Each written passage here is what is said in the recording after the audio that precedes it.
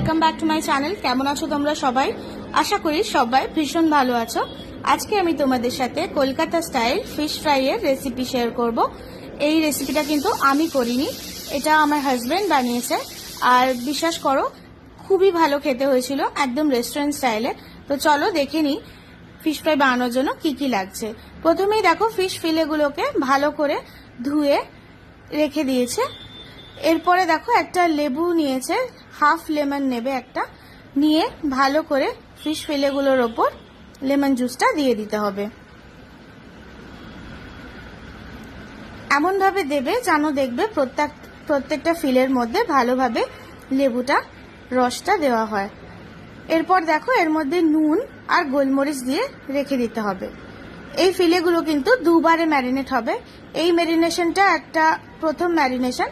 এটা মোটামুটি গোলমরিচ, নুন আর লেবুর রস মাখিয়ে 30 মিনিট মতন রেখে দিতে হবে।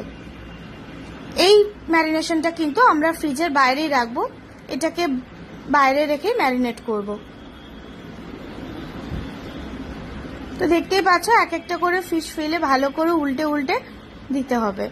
এরপর দেখো সেকেন্ড ম্যারিনেশনের জিনিস নিয়ে নেওয়া হয়েছে। এখানে নেওয়া হয়েছে কাঁচা লঙ্কা, রসুন, আদা, পুদিনা পাতা, ধনে পাতা আর একটা ছোট পেঁয়াজের আর্ধেক। দেখো এটাকে পুরো গ্রাইন্ড করে নিয়ে একটা স্মুথ পেস্ট বানিয়ে নেওয়া হয়েছে। এরপরে ফিশ ফিলেগুলোকে ওই ম্যারিনেশনটার মধ্যে আস্তে আস্তে একটা একটা করে ভালো করে এপিট ওপিট করে উল্টে ম্যারিনেশনটা মাখিয়ে দিতে হবে।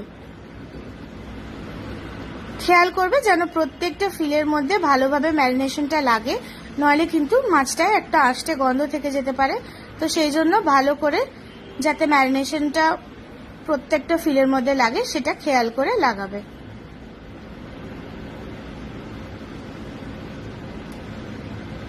তো দেখো ম্যারিনেট করা হয়ে গেছে। এটাকে মোটামুটি 3 ঘন্টা মতন ফ্রিজে রেখে দিতে হবে। এরপর দেখো একটা ডিম নিয়ে নিতে হবে। তোমরা যদি মোটামুটি 10টা মতন ফিশ ফ্রাই বানাও তাহলে 2টো ডিম দেবে আর 5 চামচ মতন কর্নফ্লাওয়ার দেবে।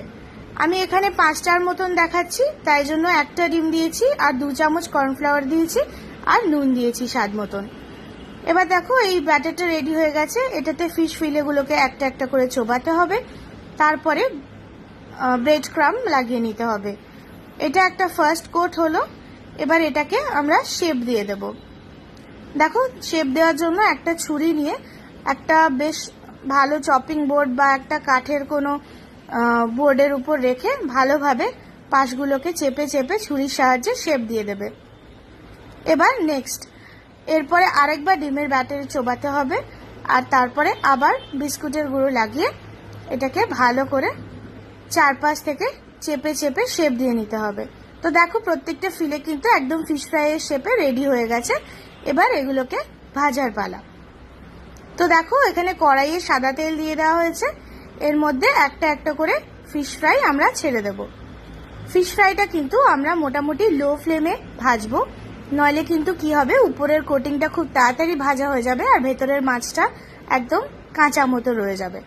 যদিও এটা আষ্টে গন্ধ হওয়ার কোনো কথা নয়, যেহেতু আমরা লেবু দিয়ে গোলমরিচ দিয়ে ম্যারিনেট করে রেখেছিলাম, তবুও এটা যাতে ভালোভাবে ভাজা হয় সেই জন্য তোমরা কিন্তু গ্যাসের ফ্লেমটাকে একদম কম রেখেই ভাজবে। মাঝে মাঝে উল্টে দেবে। এই রেসিপিটা কিন্তু খুবই ভালো একটা রেসিপি, তোমরা প্লিজ ট্রাই করো। আর ট্রাই করলে কেমন লেগেছে আমাকে নিশ্চয়ই কমেন্ট করে জানিও। ভালো লাগলে আমার চ্যানেলটাকে সাবস্ক্রাইব করে দিও, আমার ভিডিওটাকে একটা লাইক করে দিও আর বেল নোটিফিকেশনটা অন করতে একদম ভুলো না, যাতে আমি ভিডিও আপলোড করলে সবার আগে নোটিফিকেশন তোমার কাছে চলে যায়। তো দেখো ফিশ ফ্রাইগুলো কিন্তু ভাজা হয়ে গেছে। এবার আমি একটা পেপার টাওয়েলের মধ্যে তুলে নিচ্ছি যাতে তেলটা অ্যাবজর্ব করে নেয়। তো এবার সার্ভ করে দেওয়ার পালা। দেখো এবার আমি সার্ভ করে দিয়েছি, দেখতেই পাচ্ছ। দেখো খুব সুন্দর লাগছে দেখতে, আর ট্রাস্ট মি খেতেও কিন্তু খুবই সুন্দর হয়েছিল। তোমরা প্লিজ ট্রাই করো, ট্রাই করলে আমাকে নিশ্চয়ই কিন্তু জানিও। তো আজকে এইটুকুই, পরের দিন চলে আসবো আরেকটা সুন্দর রেসিপির সাথে। ততক্ষণের জন্য টাটা।